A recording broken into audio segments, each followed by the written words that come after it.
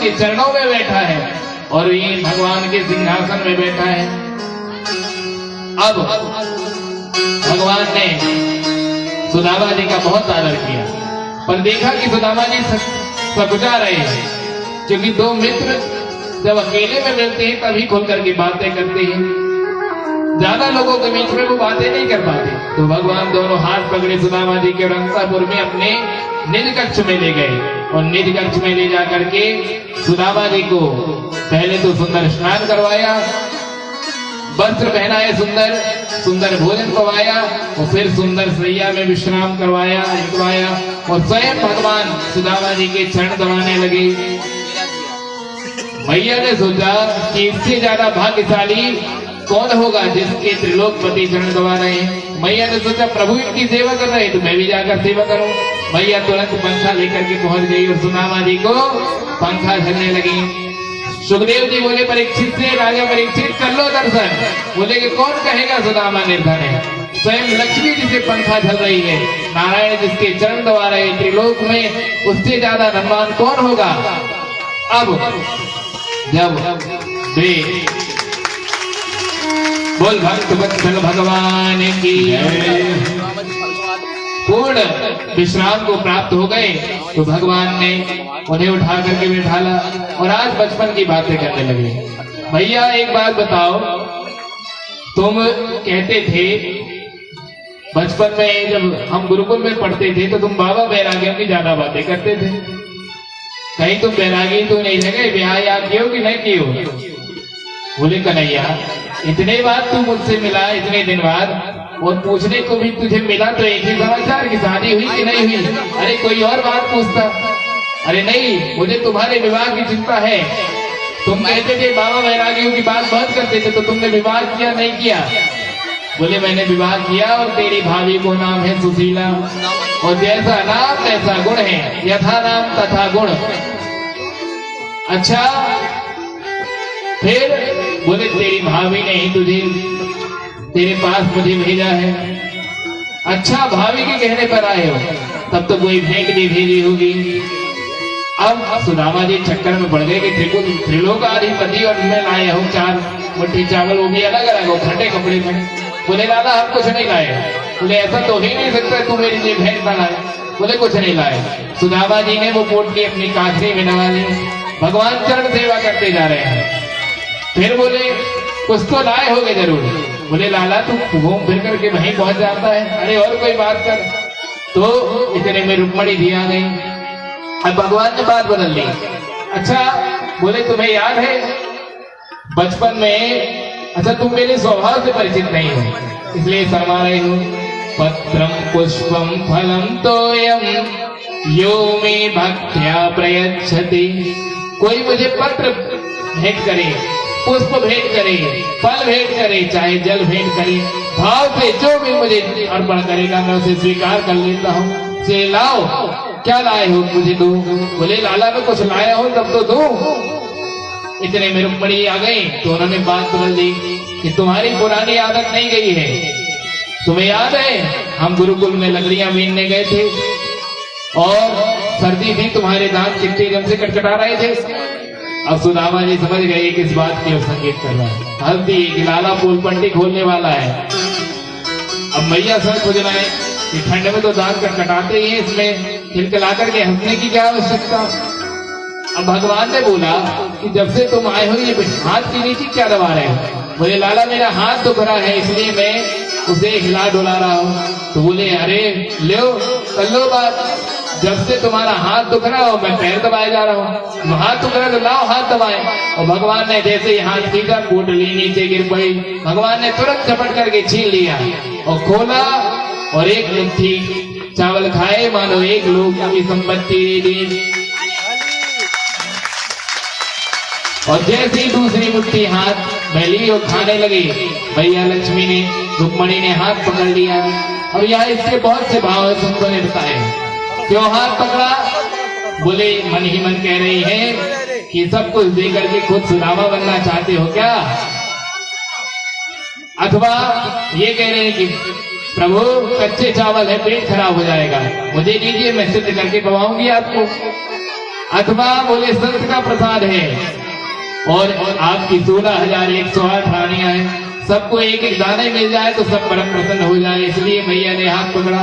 अथवा जो रामानुजी संप्रदाय के संत हैं, जो लक्ष्मी जी को माता मानते हैं, उन्होंने कहा मैया तो परमुदार है, वो किसी को संपत्ति देने से भगवान को रोक नहीं सकते, इसलिए रोका कि प्रभु इसके इतने प्रेम भरे श्रावणों के बदले आप केवल एक लोग की संपत्ति देते हैं, आप संपत्ति मत दीजिए, अपना प्रेम ही सुदामा जी को दे दीजिए, यही इनके लिए सबसे बड़ा उपहार है। बोल भक्त वत्सल भगवान की। अब सुदामा जी से भगवान ने कहा अच्छा भाभी ने भेजा है, भेंट भेजी है, तो कोई संदेश भी भेजा होगा। हाँ बोले लाला, सुशीला ने जाते समय एक संदेश तो बोला था। बोले क्या संदेश था, सुनाओ। तो सुदामा जी संदेश सुनाने लगे। एक मास द्वे पाख में दो एकादशी होए, सो प्रभु दीन दयाल ने नित प्रतिदिन हो। सुदामा जी कहते हैं सुशीला ने ये संदेश दिया। सुशीला जी ने थोड़े से शब्दों में अपनी सारी प्रथा बता दी कि प्रभु हमारे यहाँ तो नित्य एकादशी ही होती रहती है, इतनी विपन्नता है। भगवान ने मन ही मन संदेश का उत्तर भी पहुंचा दिया। क्या कि होनी थी सो है गई, अब नहीं है सो होए, ओ भाभी तेरे द्वार में नित्य द्वादशी हो। बोल भक्त वत्सल भगवान जय हो। कि हे भाभी जो होना था तो हो गया, पर अब तुम्हारे यहाँ नित्य द्वादशी होगी, अर्थात सब सुख संपत्ति होगी। अच्छा ऐसा क्यों हुआ सुदामा जी के साथ, इतनी विपन्नता क्यों? क्योंकि जब गुरुकुल में मैया ने, इनकी गुरु माता ने लकड़ी चुनने के लिए भेजा, तो उस समय भिक्षुक आए हुए थे। वे कहते हैं भिक्षा ही माते, पर मैया इन्हें भोजन पवाने में और लकड़ी भेजने का आदेश देने में इतनी व्यस्त थी कि उनका याचना सुन नहीं पाए।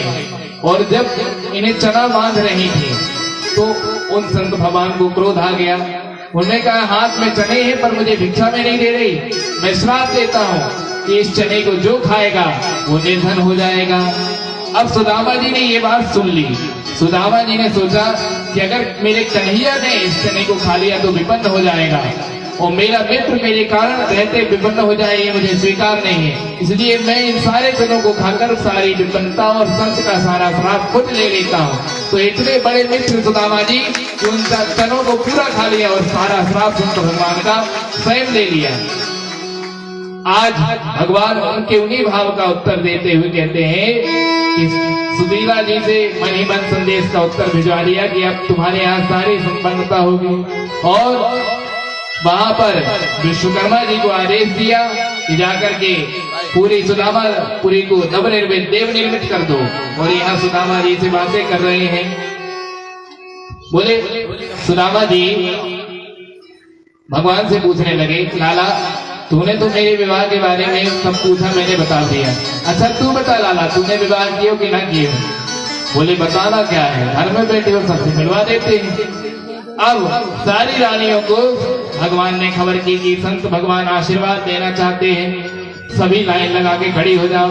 सुदामा जी को दिव्य सिंहासन में बिठाला गया। बोले एक एक करके लाइन आते जाओ। अब एक एक पत्नी भगवान की आ रही है आशीर्वाद देने। सबसे पहले रुक्मणी आई, तो रुक्मणी को दोनों हाथ उठा के बोले पुत्र भान भाव धनवान भाव सौभाग्यवती भाव। फिर जामवंती जी आई तो उनसे बोले पुत्रवान भाव धनवान भाव सौभाग्यवती भाव। फिर सत्यभामा जी आई तो उनसे बोले पुत्रवान भाव धनवान भाव सौभाग्यवती भाव। ऐसे करके मुख्य पटरानियां 8 आ गई। अब सुदामा जी ने पूछा और कितना है भाई, कितने लोग और आशीर्वाद देने के लिए? बोले लाला और कितनी है बता दे। बोले गिनती नहीं है, तुम तो आशीर्वाद देते जाओ आते जाएंगे। अब धीरे धीरे 100 हुई, फिर 400 हुई, फिर 500 हुई, फिर 600 हुई। अब सुदामा जी आशीर्वाद देते हुए पुत्रवान भाव धनवान भाव सौभाग्यवती भाव भूल गए। भाव भाव भाव। बोले लाला मेरा हाथ उठने लगा, और कितनी है बता दे। बोले पूरी 16,108 है।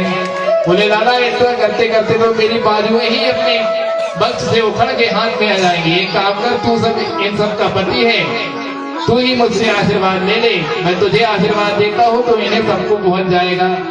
और सुदामा जी ने जल लिया और भगवान के ऊपर छिड़क दिया और बोले लाला ये जल ले जा और सब रानियों में बांट दे, सब अपने ऊपर सिंचन कर लेंगी, सबको आशीर्वाद पहुंच जाएगा। अब भगवान फिर अपने निज कक्ष में सुदामा जी को ले गए।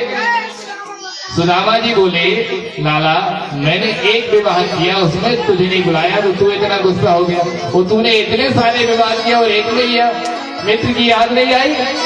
बोले सुदामा जी मुझे भी खुद तब पता चलता था जब मेरा विवाह होने लगता था, जब मैं मंडप में पहुंच जाता था, एक भी विवाह का पूर्व अनुमान मुझे खुद नहीं था। ऐसे तो मेरे विवाह हुए। इस प्रकार से भगवान ने बहुत सारी ढेर सारी बातें सुदामा जी से की। और सुदामा जी ने कहा अब लाला मुझे चलना चाहिए, तेरी भाभी इंतजार कर रही होगी। और भगवान ने कहा कि मेरा मित्र इतना संकोची है, अगर मैं रोकने को कहूंगा तो रुकेगा नहीं, और जाते हुए को कभी टोकना नहीं चाहिए। टोकना जाते हुए को अपशगुन होता है, इसलिए कभी जाते हुए को जबरदस्ती नहीं टोकना चाहिए कि आज भी रुक जाओ, आज भी रुक जाओ, ये अपशगुन होता है। अगर उसके जाने का मन है तो उसे जाने दिया जाए। और फिर श्री कृष्ण ने सोचा अगर मैं ज्यादा दुराग्रह करूंगा तो ये सोचेगा कि राजा की आज्ञा है, अगर नहीं मानी तो दंड देगा, इसलिए इसे जाने दिया जाएगा। और भगवान ने क्या किया, जो नई धोती पहनाई थी उसे उतरवा लिया, और जो पुरानी धोती थी उनकी पट्टी उसे फिर पहना दिया। कुछ नहीं दिया न लिया, और बोले ठीक है भाई जाओ। अब सुदामा जी बोले ठीक है लाला हम जाए। बोले ठीक है सुदामा जी आप जाएंगे। थोड़ी दूर गए, बोले लाला ठीक है हम जाए। हाँ बोले अब आपको आज्ञा है आप जाइए। अच्छा एक अंतिम बार में लाला जाए। बोले ठीक है आप जाइए और भाभी जी को प्रणाम कीजिएगा। अब सुदामा जी फिर चले। चलते चलते सोचने लगे कि इतना दिव्य स्वागत किया पर न कुछ लिया न कुछ दिया, हाँ खाली हाथ भेज दिया। पर फिर विचार आया नहीं नहीं, क्वा हम दरिद्रो पापियान क्वा कृष्ण श्रीनिकेतन ब्रह्म बंधुर्तिष्माहम बाहुभ्याम परिणम्भितः। मेरे जैसा दीनहीन मलिन दुखी ब्राह्मण, और कहा वो श्री निकेतन राजा त्रिलोकाधिपति, मुझे देखते ही भुजाओं में भरकर गले से लगा लिया, और मित्र ने बड़े भाई के समान मुझे प्रेम दिया। इससे बड़ा उपहार मेरे लिए कुछ हो ही नहीं सकता। और फिर धन तो इसलिए नहीं दिया क्योंकि जिसने कभी धन ना देखा हो, एकदम से बहुत सारी संपत्ति देख ले तो अहंकार आ जाता है। तो उसने सोचा होगा कहीं इस ब्राह्मण को अहंकार ना आ जाए, इसलिए उसने धन नहीं दिया, तो मेरा कल्याण ही किया। अब सुदामा जी अपनी पुरी में पहुंचे तो वहां दिव्य पुरी निर्मित हो चुकी थी, और उसका नाम भी सुदामा जी के नाम पर हो चुका था। उसका नाम था सुदामापुरी। अब रक्षक खड़े थे। सुदामा जी सोचे मैं गलत तो नहीं आ गया, तो एक द्वारपाल से बोले भैया ये कौन सी पुरी है? बोले सुदामापुरी है। अच्छा बोले यहाँ के राजा कौन है? बोले सुदामा जी महाराज है। अब सुदामा जी मन में विचार करने लगे, सुदामा मंदिर देख डरे, सुदामा मंदिर देख डरे, सुदामा मंदिर देख डरे, सुदामा मंदिर देख डरे, हाथी मेरी टूटी झोपड़िया, टूटी झोपड़िया, हाथी मेरी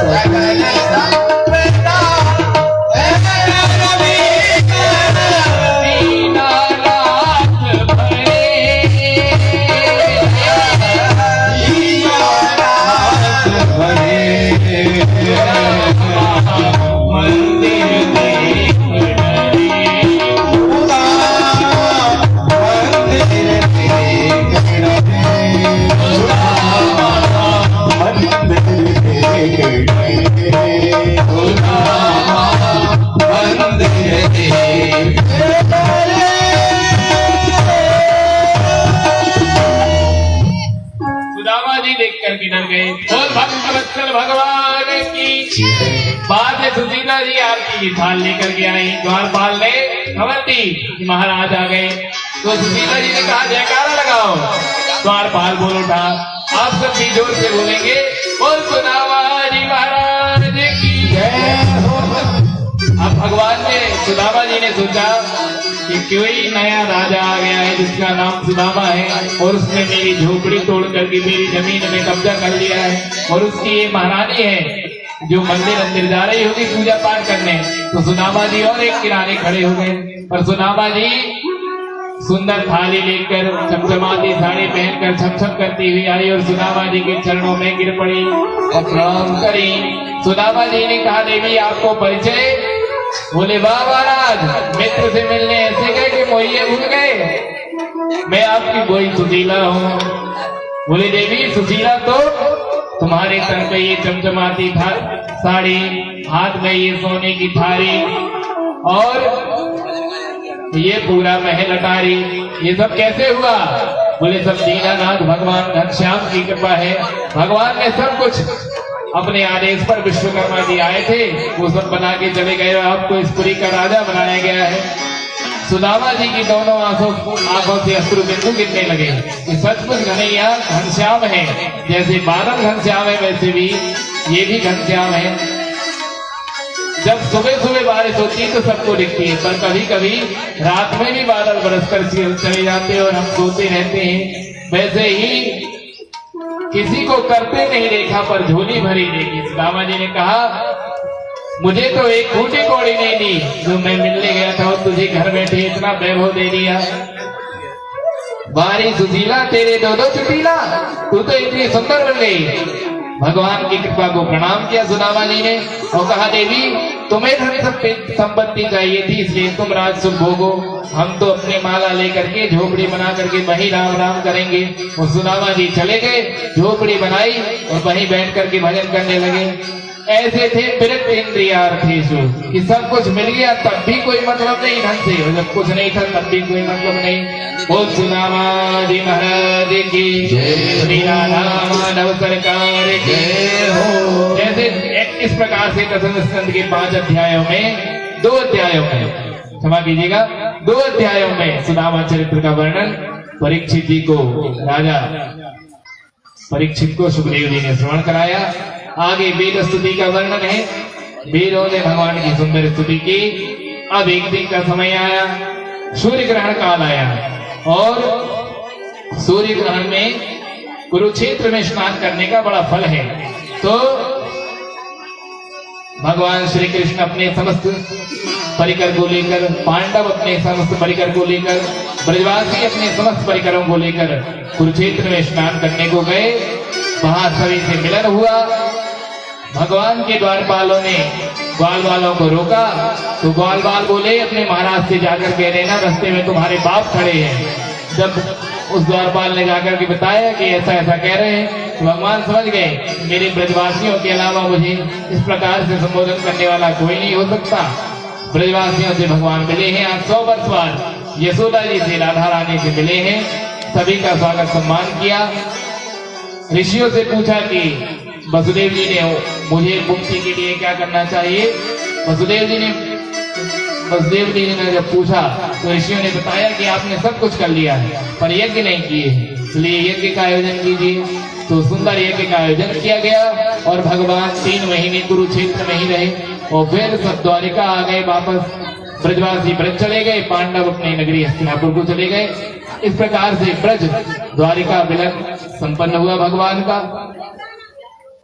अब एकादश स्कंद में हम प्रवेश करते हैं। इसके पूर्व एक सुंदर सा भजन जो हमारे आचार्य श्री अमित चौबे जी गाएंगे। आप इनकी वाणी में सुंदर भजन का आनंद लें। बोलिए बाकी बिहारी लाल की जय। हम ये सभी को दोनों हाथ भाग के ताली की सेवा करके झूमना है और क्या बोलना है, बोलिए बाकी बिहारी लाल की। भैया देखो उसमें ना हमारा जो भजन है भागवत जो हो रहा है, यहाँ कोई टैक्स नहीं है नाचने का, मतलब जिसको झूमना और झूम भी सकता है। और वैसे तो ताली सभी को बजानी है, ऐसी ताली बजाने को बगल वाले का जो मच्छर है वही भग जाए ना। सभी बोलेंगे। और जो ताली नहीं बजाएगा उसे बगल वाले की कसम है। जय हो। मित्रा देवी कथा में अवश्य आती क्योंकि कुंभकर्ण की भक्ति और कहा जाकर के बैठती है जो कथा श्रवण नहीं करता और जो ताली नहीं बजाता मित्रा देवी उसके ऊपर जाकर के विराजमान हो जाती है। इसलिए भाव के साथ कभी ताली की सेवा करती हुई भाव के साथ में झूमे तो क्या बोलेंगे? अरे मैं जो गने बने आई रे श्याम, सखिया कह रहे किससे? श्याम से मनाने के लिए। और आप लोग भी झूमते हुए नाचते हुए सभी जिसको नाचना भाव के साथ में क्या बोलेंगे? हो अरे मैं जो गने बने आई रे, मैं जो गने बने आई रे, क्या माने ना माने, मैं जो गने बने आई रे, अरे रंग तेरे रंग में रंगाई रे, हाँ रंग तेरे रंग में रंगाई रे,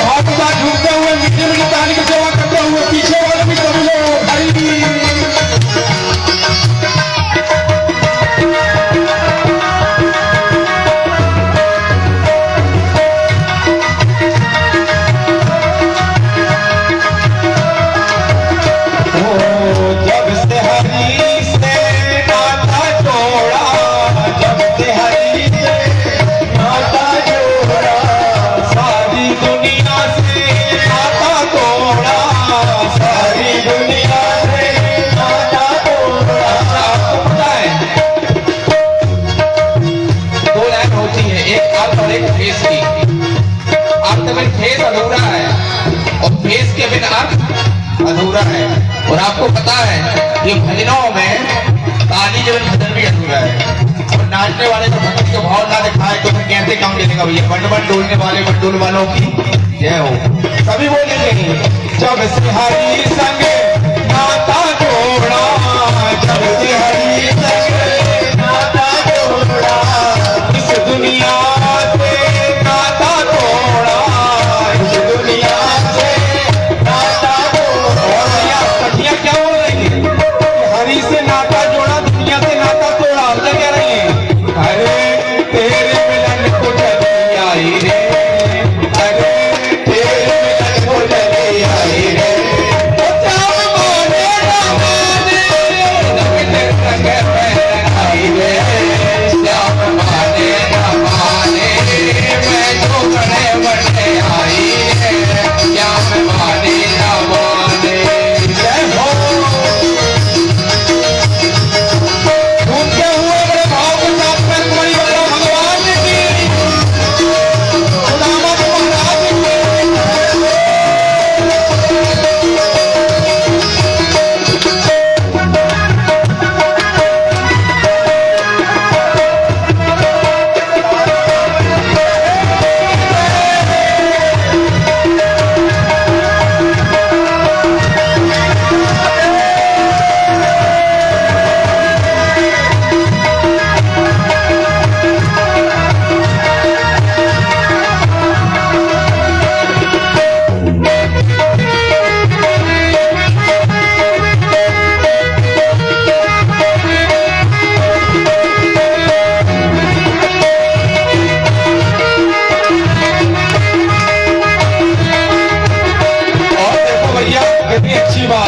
सुंदर लाइन हमारे पास में कि ध्यान से मैंने खुद को भूली। अब तो यहाँ भगवान जो आए हुए ना द्वारकाधीश भी, वो भी झूम रहे हैं, हमारे यजमान परिवार भी झूम रहा है, लेकिन आप लोग भैया ताली की सेवा में नजर पा रहे हैं। तभी क्या बोलेंगे?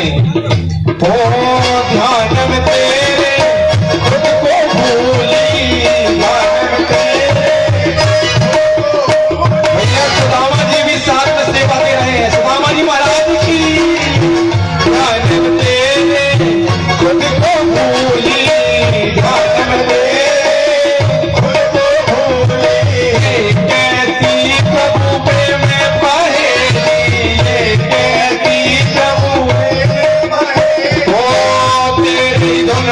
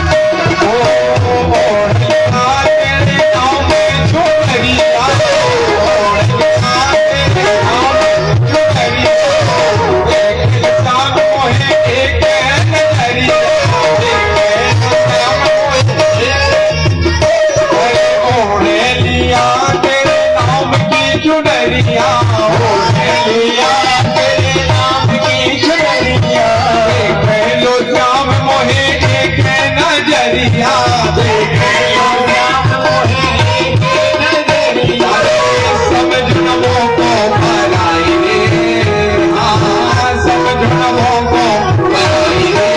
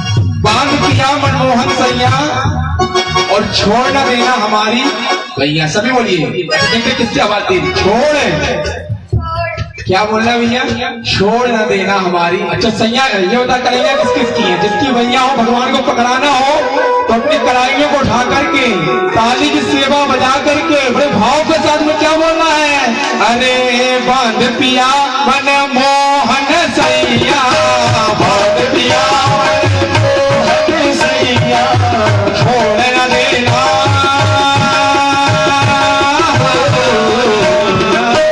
छोड़ न देना हमारी भैया छोड़ न देना हमारी भैया अरे रत्न तेरी लगाई रे अरे रत्न तेरी लगाई रे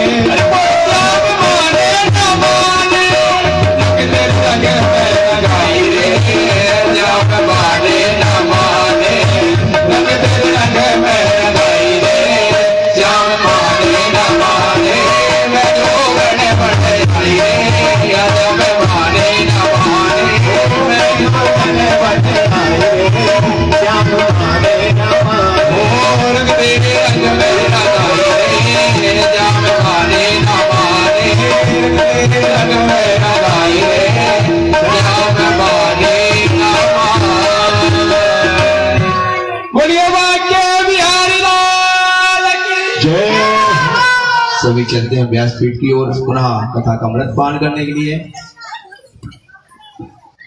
बोलिए राधा माधव सरकार की अब आगे वर्णन आता है कि बार देवताओं के कहने पर भृगु ऋषि ने त्रिदेवों की परीक्षा ली। त्रिदेवों में सर्वश्रेष्ठ कौन है? तो सबसे पहले ब्रह्मा जी के पास गए, उन्हें प्रणाम इत्यादि नहीं किया। ब्रह्मा जी क्रोधित हो गए, बोले मेरा पुत्र हो गए तू मुझे प्रणाम नहीं करता, अभिश्राप दे दूंगा। उन्होंने प्रणाम किया और क्षमा मांगी, बोले ऐसी ऐसी बात है प्रभु, देवताओं के बीच में बात हुई है कि आपकी परीक्षा लेना है। तो वहां से भी चले गए। फिर शंकर जी के पास गए और बोले भांग पी के बैठे रहते हो, न कोई काम है न धंधा। इतना जैसे ही बोले तो शंकर जी त्रिशूल लेके दौड़े, बोले मूर्ख मेरा अपमान करता है। उनसे भी क्षमा मांगी, प्रभु आपकी परीक्षा चल रही थी, ऐसी ऐसी बात है। देवों ने कहा है कि देवों श्रेष्ठ कौन है, आपकी परीक्षा लेने आया था मैं, क्षमा कीजिए मुझे। जब भगवान विष्णु के पास पहुंचे तो भगवान विष्णु अपनी शेष शैया में योग निद्रा में सो रहे थे। तो जाकर के पहले बोले सोते रहते हो, आलसी हो, कोई आपके द्वार में आया, उठकर ना प्रणाम किया ना कुछ किया। भगवान कुछ नहीं बोले। तो भृगु ऋषि ने क्रोध में भर करके छाती में एक लात जमा दी। तो भगवान ने बोला अतीब कोमलो तात शरणो ते महामुने भगवान ने दोनों पैर पकड़ लिए महाराज श्री के और भृगु जी से बोले, महाराज मेरी छाती बहुत कठोर है, आपके चरण कोमल हैं, कहीं आपको चोट तो नहीं लग गई। भृगु ऋषि की दोनों आंखों में आंसू आ गए कि इतना दयावान कौन हो सकता है, और घोषणा करती है कि तीनों देवों में केवल नारायण ही श्रेष्ठ है। इसलिए जब कभी आपको भगवान अगर साक्षात दर्शन दें तो कलयुग चल रहा है, डुप्लीकेट का जमाना है। भगवान के जमाने में कॉन्ट्रैक्ट डुप्लीकेट था, तो कलयुग में तो होते ही हैं, हजारों भगवान रोज निकल रहे हैं। तो बोले अगर परीक्षा लेनी हो तो क्या, अगर भगवान आपके समक्ष साक्षात प्रकट हो जाए तो बोले प्रभु रघुलता का चिन्ह दिखाइए। यही भगवान का सबसे बड़ा लक्षण है भगवान होने का। भगवान की छाती में रघुलता का चित्र सदा सर्वदा के लिए अंकित हो गया। बोलती दयाल भगवान की। इस प्रकार से भृगु ऋषि ने त्रिदेवों में श्रेष्ठ भगवान नारायण की परीक्षा ली। अब आगे आचार्य वर्णन करते हैं कि एक दिन देवकी मैया भगवान से बोली कि बेटा तूने, मैंने सुना है कि तूने अपने गुरुपुत्र जो मर गया था उसे गुरु माता को वापस ला के दिया था। ते दुष्ट मामा कंस ने तो मेरे 6 बच्चों को मार डाला, मुझे भी उनका दर्शन करा। बोले ठीक है मैया। भगवान सुतल लोग गए और 6 के 6 मरे हुए पुत्रों को ला करके मैया की गोदी में डाल दिया। मैया महान आश्चर्य से भर गई और उन सबको अपना अपना मुख खोल करके स्तनपान कराने लगी। सभी ने जैसे ही उनका स्तनपान किया देव की मैया का, सभी मुक्त हो गए और परम धाम को चले गए। बोले लाला ये सब कहाँ भाग गए? बोले मैया तुमने कहा था मिलना है, मिलवा दिया, अब इन्हें जाने दो, क्योंकि मैंने तुम्हारे स्तनों का दूध पिया है और इन्होंने मेरा उच्छिष्ट, मेरा जूठा पान किया है, इसलिए इनकी मुक्ति हो गई। क्योंकि मेरा जूठा पाने वाला परम धाम का अधिकारी हो जाता है। इस प्रकार देव की मैया को अपने 6 मरे हुए पुत्रों का दर्शन करवाया। आगे आचार्य वर्णन करते हैं कि भगवान ने कहा नारद जी से कि नारद जी मेरे पिताजी को मेरे स्वरूप का ज्ञान करवाओ। तो नारद जी गए हैं वसुदेव जी के पास और नवयोगेश्वर संवाद जो जनक जी और नवयोगेश्वर ध्रुमिल, चबस, करभाजन, कवि, हरि, अंतरिक्ष इनके बीच में हुआ था वह सुनाया। जो करभाजन नाम के नवयोगेश्वर में योगेश्वर हैं, वे ही करभाजन नाम के योगेश्वर कलयुग में धर्म सम्राट जगत गुरु कल्पात्री जी महाराज बन करके कलयुग का कल्याण करने के लिए आए थे, ऐसा भागवत में वर्णन है। इसलिए एक बार सभी बोलेंगे बोल धर्म सम्राट जगत गुरु कल्पात्री जी महाराज हो। वे भी करभाजन कल्पात्री जी के रूप में आए थे और कलयुग के प्राणियों का कल्याण किया। उन्हीं ने नारा दिया धर्म की जय हो और अधर्म का नाश हो, प्राणियों में सद्भावना हो, विश्व का कल्याण हो, गौ माता की जय हो इत्यादि। इस प्रकार जब वसुदेव जी ने शरण ग्रहण की तो नारद जी ने कहा कि एक बार जनक जी से नवयोगेश्वरों का संवाद हुआ था। उन्होंने उन्हें सारा धर्मों का सार बताया कि महाराज आप सत्संग कीजिए, सत्संग से बड़ा कोई भी धर्म नहीं है। इस प्रकार से नवयोगेश्वरों ने उपदेश दिया महाराज जनक को और नारद जी सत्संग की महिमा सुना करके वसुदेव जी के पास से अंतर ध्यान हो गए। अब एक दिन भगवान ने सोचा कि सब दुष्टों का नाश मैंने कर दिया, पर मेरा 56 करोड़ यदुवंशियों का परिवार है, कहीं ये ही कलयुग में भार न बन जाए। तो भगवान ने कहा इसका भी विनाश करवाना आवश्यक है। तो भगवान ने स्मरण किया। दुर्वासा जी अपनी मंडली को लेकर के, ऋषि मंडली को लेकर चातुर्मास करने द्वारिका के वन में पधार गए।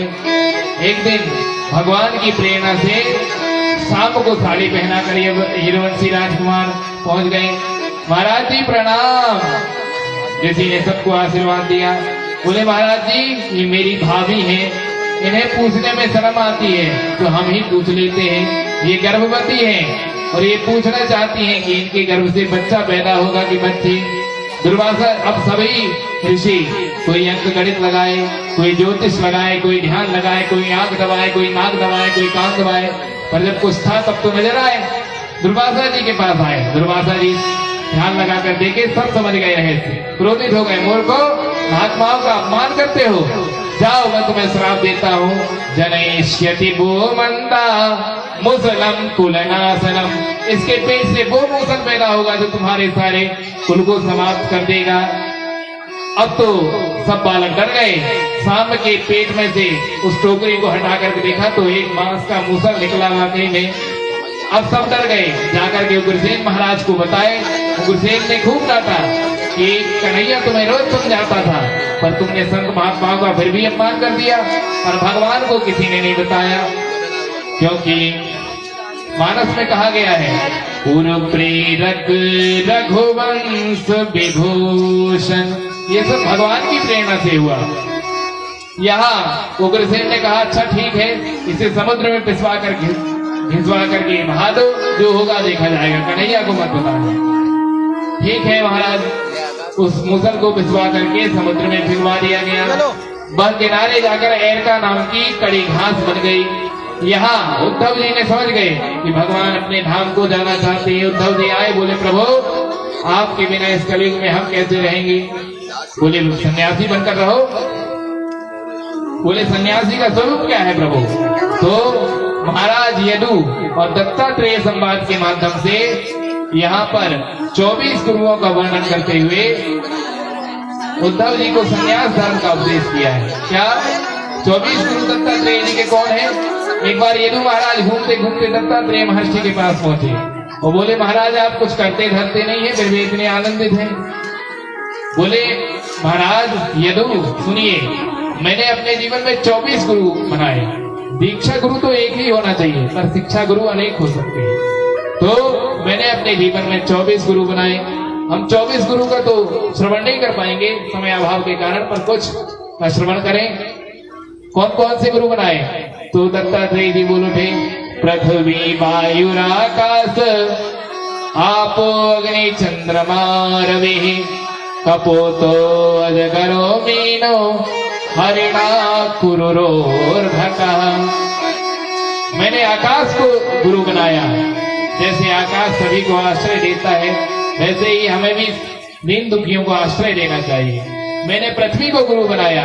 जैसे पृथ्वी में धैर्य है, पृथ्वी सबके पाद प्रहार को सहते हुए भी क्षमा करना जानती है, वैसे हमें भी सबको क्षमा कर देना चाहिए, कहीं हमारा कितना भी अपराध करे। मैंने कुंवारी कन्या को गुरु बनाया। एक दिन कुंवारी कन्या को देखने के लिए लड़के वाले आए। उसके घर में कोई था नहीं, तो वो खुद पकवान मिष्ठान बनाने लगे। अब उसके हाथ में 4 चूड़ी थी। तो जैसे ही वो कढ़ैया में पकवान चढ़ाती, उसकी चूड़ी बजने लगती। उसने सोचा कि अगर मेरी चूड़ी बजेगी तो आवाज होगी, तो वो लोग कहेंगे कि मैं खुद बना रही हूँ। तो उसने 2-2 चूड़ी हाथ की उतार दी। फिर बनाना शुरू किया, फिर भी 2-2 चूड़ी बजी। तो उसने एक चूड़ी और उतार दी दोनों हाथ को। अब आवाज करना बंद हो गई। तो मैंने उस कुंवारी कन्या से सीखा कि ज्यादा लोग वाग होना भी भजन में बाधक है, इसलिए अकेले रहकर भजन करना चाहिए। मैंने एक तीर बनाने वाले को गुरु बनाया, उससे ध्यान केंद्रित करना सीखा।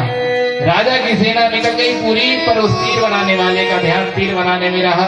किसी ने पूछा राजा की सेना निकली, उसने कहा बिल्कुल मुझे कोई पता नहीं। तो पूरी राजा की सेना निकल गई, पर उसका ध्यान भंग नहीं हुआ। वैसे ही भक्ति भी पूरे ध्यान योग से करनी चाहिए। मैंने वायु से असंगता सीखी कि वायु सब जगह बराबर बहती है, चाहे बदबूदार स्थान हो चाहे सुगंधित स्थान हो। वैसे भी संत को सभी पर समान कृपा करनी चाहिए, चाहे कोई निर्धन हो चाहे धनवान हो। मैंने जल से निर्मलता सीखी कि जैसे निर्मल होता है जल, वैसे ही संत का हृदय भी निर्मल होना चाहिए। मैंने शिशु से सीखा कि जैसे शिशु मान अपमान से ऊपर होता है, वैसे ही सन्यासी को भी मान अपमान से ऊपर होना चाहिए। मैंने हाथी को गुरु बनाया और सीखा काष्ठ की स्त्री का भी स्पर्श सन्यासी को नहीं करना चाहिए। मैंने इस प्रकार से बहुत से गुरु बनाए। मैंने भौरे को गुरु बनाया और मैंने पतंगी कीड़े को गुरु बनाया। पतंगी कीड़े से सीखा कि जैसे वो ज्वाला में जलकर भस्म हो जाता है अग्नि में, वैसे ही अगर सन्यासी किसी कामनी के चक्कर में फंस गया तो वो नष्ट हो जाएगा। गोस्वामी जी ने मानस में संकेत किया, दीप सिखा जनो जुवती तन मन जनी हो सी पतंग भज श्री राम रघुनायक करसि सदा सत्संग। मैंने वैश्या को गुरु बनाया। वैश्या पर पुरुषों के इंतजार में बैठी रहती थी। एक दिन बैठे बैठे शाम हो गई, कोई नहीं आया, तो वो काम सब छोड़ करके भगवान के भजन में लग गई। मैंने सीखा कि वैसे ही हम भगवान के भजन में लग जाए तो कितना अच्छा होगा, पर हम धन के संचय में लगे रहते हैं। मैंने मकड़ी को गुरु बनाकर सीखा कि संसार का निर्माण और संहार भगवान करते हैं, इसलिए इस माया में फंसना नहीं चाहिए। मैंने बाज पक्षी को गुरु बनाया। बाज पक्षी मांस का टुकड़ा ले जा रहा था उड़ा करके, तो सारे पक्षी उसके पीछे पड़े थे, पर जैसे ही उसने मांस का टुकड़ा जमीन में फेंक दिया, पक्षी मांस के टुकड़े में झपट पड़े और उसका पीछा छोड़ दिए। वैसे ही संन्यासी सर्वथा सुखम, त्याग में ही सुख है, संन्यास में ही सुख है, परिग्रह में सुख नहीं है। इस प्रकार दत्तात्रेय जी ने 24 गुरु बनाए और इस माध्यम से उद्धव जी को संन्यास धर्म का उत्तम उपदेश दिया। अंत में कहा कि तुम बद्रीनाथ चले जाओ और मेरी खड़ाऊ ले जाओ और वहीं भजन करना। उद्धव जी बद्रीनाथ चले गए भगवान की खड़ाऊ लेकर के। भगवान सारे द्वारका वासियों को लेकर प्रभास क्षेत्र आए हैं और यहाँ पर अन्न को लेकर के उनकी बुद्धि बिगड़ गई। उन्होंने मदिरा का पान कर लिया और कहने लगे, निष्ठम मदीयम मदन्नम त्वरन्नम नाति शुद्ध है, मेरा अन्न ज्यादा शुद्ध है, तुम्हारा अन्न कम शुद्ध है। और इसी को लेकर के लड़ाई चढ़ गई। सारे अस्त्र शस्त्र चलने लगे। जब अस्त्र शस्त्र समाप्त हो गए तो उसी एरका नाम की घास को उखाड़ करके सब एक दूसरे को मार करके मर गए। चतुः पंचावशेषिता, 4-5 शेष बचे। बलराम जी ने अपने स्वरूप का ध्यान किया और शेष नारायण भगवान बनकर अपने धाम को चले गए। बोल शेष नारायण भगवान की जय हो। अब भगवान ने भी सोचा कि मुझे भी चलना चाहिए, तो भगवान एक वृक्ष के नीचे बैठ गए। भगवान का लाल लाल तलवा जो ही एक व्याध ने देखा तो जरा नाम के व्याध ने उसी एरका नाम के घास की को अपनी बाण की नोक में रख लिया और भगवान के पादप चरणों में प्रहार कर दिया। उसने हिरण समझा चमकीला और प्रहार कर दिया। भगवान के चरणों में जैसे ही तीर लगा तो खून की धारा बह चली। वो पास में आकर देखा तो चरणों में लौट गया। भगवान क्षमा कीजिए, मैंने हरिण समझकर आपको मार दिया। उन्होंने कहा, ये सब मेरी ही कृपा से हो, मेरी ही लीला से हुआ है, तुम चिंता मत करो, मेरे परम धाम को जाओ। और विमान आया और सबसे पहले बाण मारने वाले जरा नाम के व्याध को भगवान ने परम धाम को भेजा। आकाश से सारे देवता आ गए, प्रभु पधारो। इसी समय भगवान ने दारुक सारथी का स्मरण किया और बोले, जाकर बता दो कि आज से 7वें दिन द्वारिका समुद्र में डूब जाएगी। सब अपने सामान को लेकर, सब अपने संपत्ति को लेकर यथा योग्य स्थान में चले जाए। और दारुक सारथी ने जाकर खबर दी। यहाँ भगवान ने सोचा कि मैं कैसे जाऊं, और इसी बीच उनके शरीर से दिव्य प्रकाश निकला और दिव्य प्रकाश से परिणत होकर, दिव्य ज्योति रूप में परिणत होकर भगवान श्रीमद् भागवत में प्रविष्ट हो गए। पद्म पुराण में आचार्य वेदव्यास जी कहते हैं, तिरोधाय प्रविष्टोयम श्रीमद् भागवतार्णवम् तेनेयं वाङ्मयी मूर्ति प्रत्यक्षा वर्तते हरिः। भगवान ज्योति स्वरूप में परिणत होकर श्रीमद् भागवत जी में चले गए, इसलिए प्रत्यक्षा वर्तते हरे। ये कोई पुस्तक नहीं है, कोई किताब नहीं है, केवल कोई ग्रंथ नहीं है, ये तो ठाकुर जी का मस्तक है। साक्षात विग्रहवान ठाकुर जी ही श्रीमद् भागवत में प्रविष्ट हो गए। अन्य अवतारों में तो भगवान अपना देह त्याग करके अपने धाम को गए, पर कृष्ण अवतार में भगवान एक रूप से अपने धाम को गए और दूसरे रूप से श्रीमद् भागवत जी में विराजमान हो गए। बोल श्रीमद् भागवत महापुराण की जय हो। आगे भस्मासुर की कथा है। परीक्षित जी ने कहा, शंकर जी सबको वरदान क्यों देते हैं? तो सुखदेव जी ने सुनाया कि एक बार वरदान देकर वे फंस भी गए थे। एक बार बृकासुर नाम के दैत्य ने तपस्या की, उन्होंने वरदान दे दिया। उसने कहा कि जो मेरे सिर पर हाथ रखे भस्म हो जाए, मैं जिसके सिर पर हाथ रखूं। उन्होंने तथास्तु कह दिया। तो गौरी हरण लालसा, उसके मन में गौरी माता के हरण की लालसा पैदा हो गई और शंकर जी के पीछे ही दौड़ पड़ा परीक्षा लेने के लिए। भगवान ब्रह्मचारी का रूप धारण करके आए और बोले, रुको, किसके पीछे भाग रहे हो? बोले शंकर जी के। क्यों भाग रहे हो? बोले परीक्षा करने इनका वरदान सत्य है कि नहीं। बोले क्या वरदान मिला है? बोले मैं जिसके सिर पर हाथ रख दूं वो भस्म हो जाएगा। अरे बोले तुम भी गंजेड़ी भंगेड़ी के चक्कर में पड़े हो, गांजा पी के इन्हें वरदान दिया है, कोई सत्य होगा? भांग पीते रहते हैं ये दिन भर। एक काम करो तुम अपने ऊपर चेक कर लो। बोले मैं भस्म हो गया तो? अरे बोले धीरे धीरे हाथ रखना, जरा समझ में आए तो हटा लेना। अब कोई हीटर तो था नहीं, उसने हाथ रखा और भस्म हो गया। भगवान ने भोले बाबा को समझाया कि ऐसे भोलेनाथ क्यों हो कि अपने वरदान देकर खुद फंस जाते हो, भगवान से मिले। इस प्रकार से आचार्य आगे वर्णन करते हैं कि मार्कंडेय जी को भगवान ने एक बार प्रलय का दर्शन करवाया।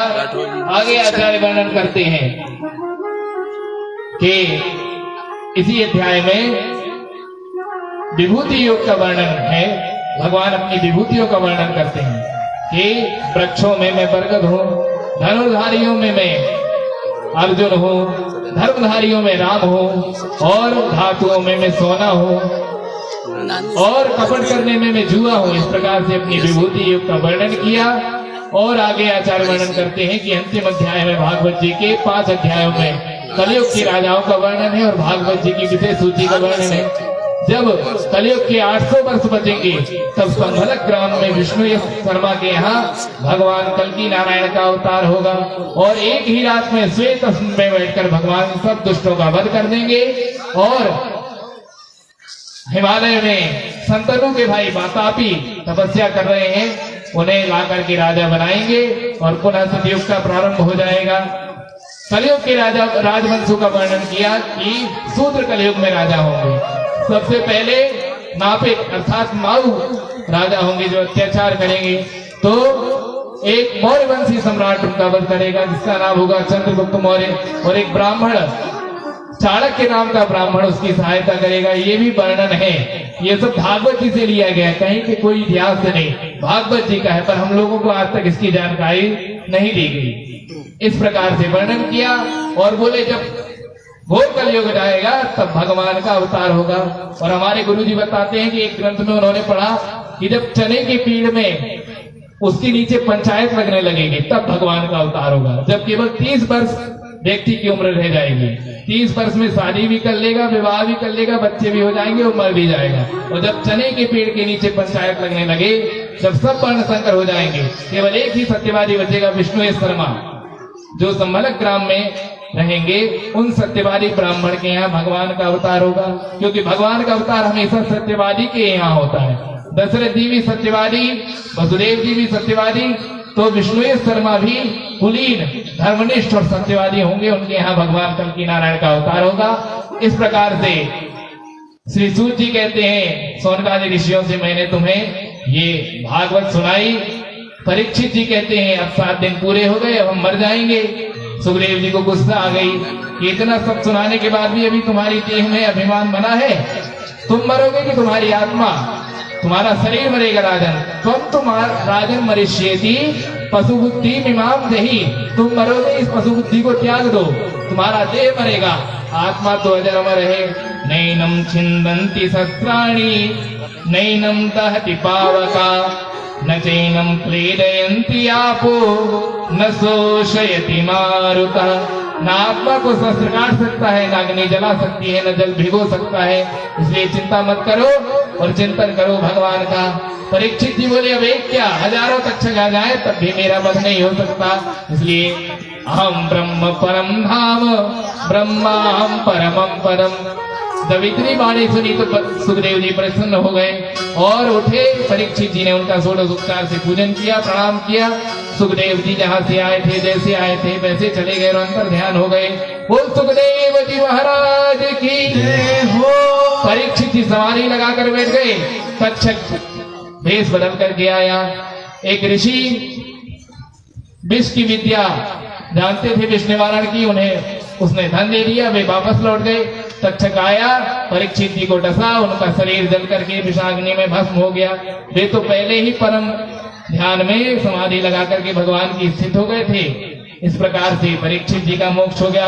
बोल राजा परीक्षित की जय हो। जन्मेजय ने क्रोध में आकर सर्वशस्त्र यज्ञ किया, बृहस्पति जी आस्तिक मुनि को लेकर के आए और समझाए कि ये तो ऋषि का श्राप था, तुम सर्पों को मारना छोड़ दो। तो उन्होंने यज्ञ बंद कर दिया। इस प्रकार से 18,000 श्लोक, 335 अध्याय में संवेद ये श्रीमद् भागवत पुराण का श्रवण हमने आपने किया। अब आइए अंतिम श्लोक का हम लोग श्रवण करें। 3 बार मैं उच्चारण करूंगा, आप लोग हमारे साथ उच्चारण करेंगे और जो आखिरी दिन की कथा सुनता है उसे पूरे दिन की कथा का फल मिलता है इस श्लोक को सुनने से। तो आइए। नाम संकीर्तनम यस्य, नाम संकीर्तनम यस्य, सर्व पाप प्रणाशनम, सर्व पाप प्रणाशनम, प्रणामो दुःख समनस, प्रणामो दुःख समनस, तम नमामिं हरिं परम। तम नमामि हरिं पहले अपने परम। सिर को ढाक ले और फिर इसका उच्चारण करें। नाम संकीर्तनम यस्य, नाम संकीर्तनम यस्य, सर्व पाप प्रणाशनम, सर्व पाप प्रणाशनम, प्रणामो दुःख समनस, प्रणामो दुःख समनस, तम नमामिं हरिं परम। तम नमामि हरिं उच्चारण परम। करें आप लोग भी। नाम संकीर्तनम यस्य, नाम संकीर्तनम यस्य, सर्व पाप प्रणाशनम, सर्व पाप प्रणाशनम, प्रणामो दुःख समनस, प्रणामो दुःख समनस, तम नमामिं हरिं परम। तम नमामि हरिं श्लोक का ये भाव है कि परम। नाम संकीर्तन को जो करता रहेगा उसके सारे पापों का नाश हो जाएगा और जगत गुरु भगवान श्री कृष्ण उस पर शीघ्र प्रसन्न हो जाएंगे।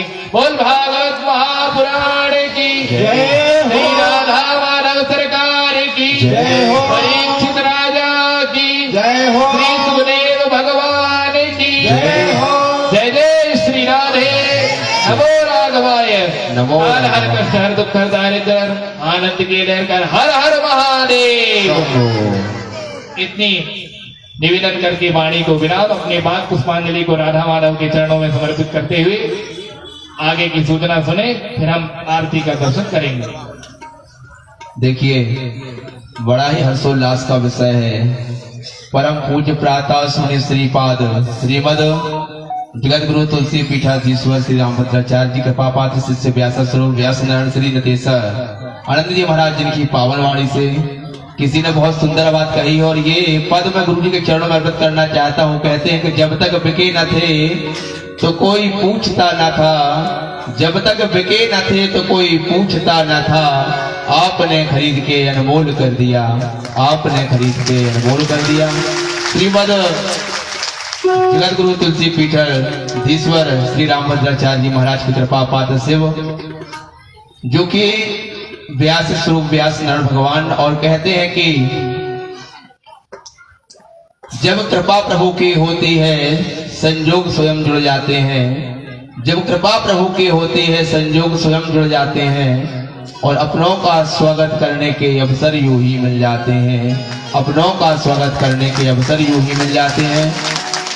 इतनी पावन वाणी, देववाणी, अमृत वाणी से आप सभी ने कथा को अमृत पान किया। पूज्यपाद व्यास स्वरूप व्यास नारायण भगवान श्री नितेशानंद जी महाराज जिनकी देववाणी से आपने कथा को अमृत पान किया है। सबसे सरल, सबसे सहज और सबसे मधुर वाणी में आप सभी को अमृत पान कराया है। मैं चाहूंगा एक बार आप लोग जोरदार तालियां व्यास जी के लिए। और पुनः मैं इस ध्वनि यंत्र के माध्यम से हमारे नवीन भैया जी और आपके सहयोगी ये हमारी आवाज को मधुर कर करके आपके बंडोल और बंडोल से लगे हुए क्षेत्र सभी जहां ये ध्वनि को पहुंचा रहे हैं, इनकी पावन वाणी से और बंडोल के सहित ही जो है जो गांव लगे हुए हैं क्षेत्र में, तो एक बार साउंड वाले भैया और टेंट वाले भैया के लिए जोरदार तालियां हो जाएं, क्योंकि ये साउंड ना होता तो शायद हम इतना अच्छा भजन ना गा पाते, इतनी अच्छी भागवत आप ना सुन पाते, और ये टेंट ना होता तो आप लोग कहाँ बैठते भैया, वृक्ष के नीचे कैसे बैठ पाते, इतना समय कैसे, ये आप लोग को आसन लगा हुआ कैसे लगा हुआ है ना। और साथ ही हमारे साथ में संगत देने वाले अनिल भैया जो तबला मधुर वाणी से अपने मधुर कलाओं के द्वारा सुंदर प्रस्तुति आप दे रहे हैं, और सुंदर भजनों की प्रस्तुति हमारे नरेंद्र भैया जी, वैसे तो हमारे बहुत करीब हैं, दिल के अजीज भी हैं हमारे, और इनसे बहुत मुलाकात हमारी होती रहती है और आपके क्षेत्र सिवनी में हमारा जाना आना होता रहता है। और लगभग जो आपके संपर्क में है तबला वाले भैया हमारे और ललित भैया के संपर्क में जो जुड़े हुए हैं तो वो हमसे भी जुड़े हुए हैं, क्योंकि वो कहते हैं ना कि मेरा तार हरि से जोड़ो, ऐसा कोई संत मिले। संत तो है ही, लेकिन प्रभु की कृपा भी कहती है जो हमको जोड़े हो रखी है। एक बार जोरदार तालियां हमारे संगीत वाले भैया के लिए। और परीक्षित के स्वरूप 7 वर्ष पर्यंत यहाँ पर निरोत्तर सोनी परिवार श्री भगवती प्रकाश सोनी जी जो कि परीक्षित के स्वरूप यहाँ विराजमान हुए 7 दिवस परंतु प्रातः काल ठीक 8:30 बजे से लेकर 11 बजे तक, और साथ ही संध्या काल मध्याह्न काल में 1 बजे से लेकर हरिच्छा तक कथा अमृतपान करते परिवार पत्नी वो यहाँ निरंतर थे। एक बार जोरदार तालियां हमारे यजमान परिवार के लिए।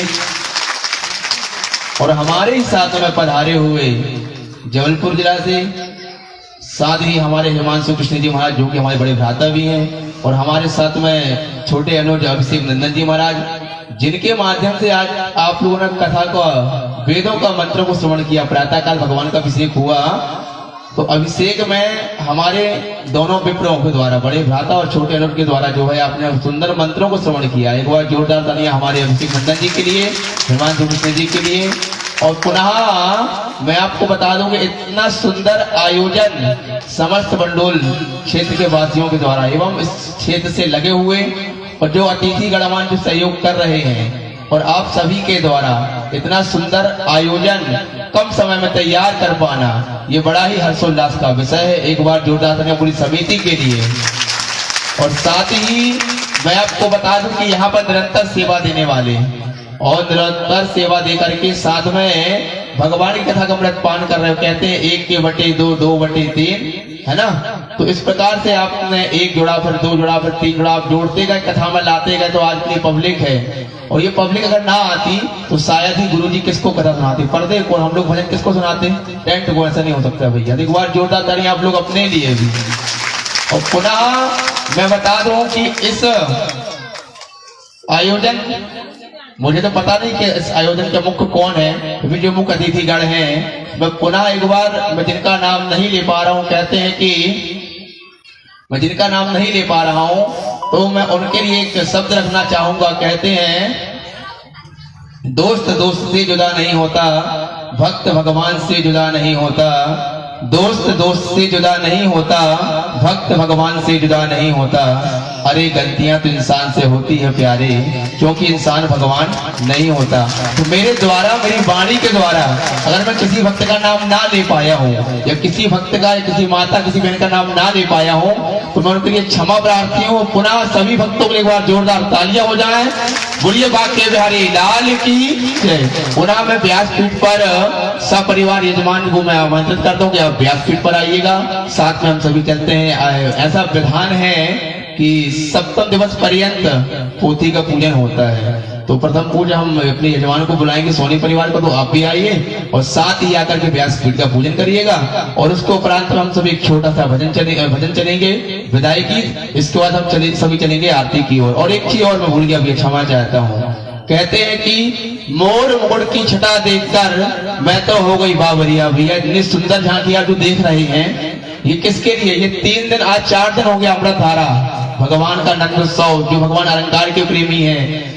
फिर इसके बाद आपने देखा 56 भोग, भगवान गोवर्धन जो नक पर गिरवर लीनोधार नाम गिरधारी पायो है। इसके बाद कल पुनः आपने सुंदर झांकी दर्शन किया, किसका? भगवान रुक्मणी का, और रुक्मणी जी का, और साथ ही कृष्ण जी का। और इसके बाद में पुनः ही आज आप निरंतर फिर से झांकी देख रहे हैं, किसकी? द्वारकाधीश की, और साथ में सुदामा जी की। और सच्ची मित्रता क्या होती है आपने परम पूज्य प्रातः सुनी है, गुरु जी के मुखारविंदों से आपने श्रवण कर ही लिया है। और साथ ही आपने जाना कि मित्रता होती क्या। तो एक बार जोरदार तालियां झांकियों के लिए, क्योंकि आप लोग यहाँ विराजमान है, तो कुछ झांकी का भी सहयोग हो गया। और पुनः हम सभी चलते हैं एक छोटे से विदाई गीत की ओर। और पुनः कोई भक्त वत्सल भगवान की जय। एक बात हम आपसे कहना चाहेंगे कि हमारे राजा परीक्षित और हमारी उनकी धर्म पत्नी भी बहुत भाग्यशाली हैं कि ठाकुर जी ने हमसे पहली कथा कहवाई, और ये हमारी पहली कथा के यजमान बने, इसलिए ये हमेशा यादगार रहेंगे। और हम भी बहुत भाग्यशाली हैं कि हमने पहली कथा श्री भगवती प्रसाद सोनी जी और उनकी धर्म पत्नी को सुनाई।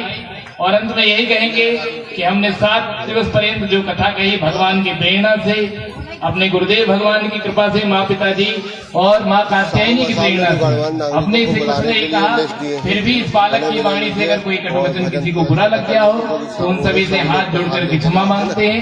अपना घर का बालक जान करके हमें क्षमा कीजिएगा। और इसी वाणी के साथ एक बार फिर से सरस्वती कला मंडल को धन्यवाद प्रेषित करते हुए जोरदार उसके लिए ताली बजाए और अपनी वाणी को विराम देते हुए हम भैया के पास चले। हमारे आचार्य शास्त्री जी अमित चौबे जी महाराज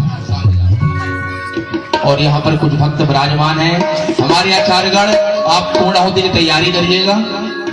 विलंब न करते हुए हम सभी चलते पूर्णाहुति की ओर। और जिसके उपरांत में कुछ भक्तगण यहाँ आए हुए, मैं पुनः आप सभी को आमंत्रित करता हूँ। श्री जो सरपंच पद पर है श्री रामकृष्ण जी साहू जी, आप भी व्यासपीठ पर आइए। घनश्याम लहेरिया जी, आप भी व्यासपीठ पर आइए। साथ ही ब्रजेश बघेल जी व्यासपीठ पर आइए। आप नारायणगंज मंडला के आसपास से पहुंचे, आप भी व्यासपीठ पर आइएगा। साथ ही पंकज द्विवेदी जी पशु आहार केंद्र प्रभारी, आप भी व्यासपीठ पर आइएगा। साथ ही दुर्गा साहू जी भंडोल, सत्येंद्र सोनी जी राठौर जी शिक्षक जो कि शिक्षक पद पर हैं। साथ ही माधव सोनी जी पलारी से आए हुए हैं। साथ ही रघुवीर बघेल जी नादनी से आए हुए हैं।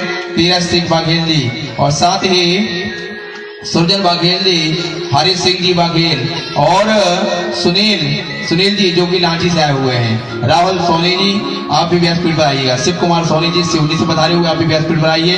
अम्बुल सोनी जी पौनार से आए हुए, आप भी व्यासपीठ पर आइएगा। साथ में गोविंद सिंह जी ठाकुर जी जो शिक्षक पद पे हैं। मैं जिन श्रद्धालुओं का नाम ले रहा हूँ, आप व्यासपीठ पर आइएगा, सुभाष गुरु जी का प्राप्त करिएगा। और हम सभी चलते एक भजन की ओर। इस भजन के माध्यम में सभी भक्तों को यहाँ पर आना होगा जिनका मैं नाम ले रहा हूँ। विलंब ना करते हुए आप लोग अतिथि का आइएगा। साथ ही हमारे ब्राह्मण देवता यहाँ लगे हुए तैयारी करने के लिए, आप लोग बैठ जाइए। जजमान परिवार वहीं बैठ जाए। सभी बोलेंगे बोलिए बाके बिहारी लाल की जय। ओ पत्ता टूटा डाल से ले गई पवन उड़ा, अब के बिछड़े कब मिले या को समझ ना पा।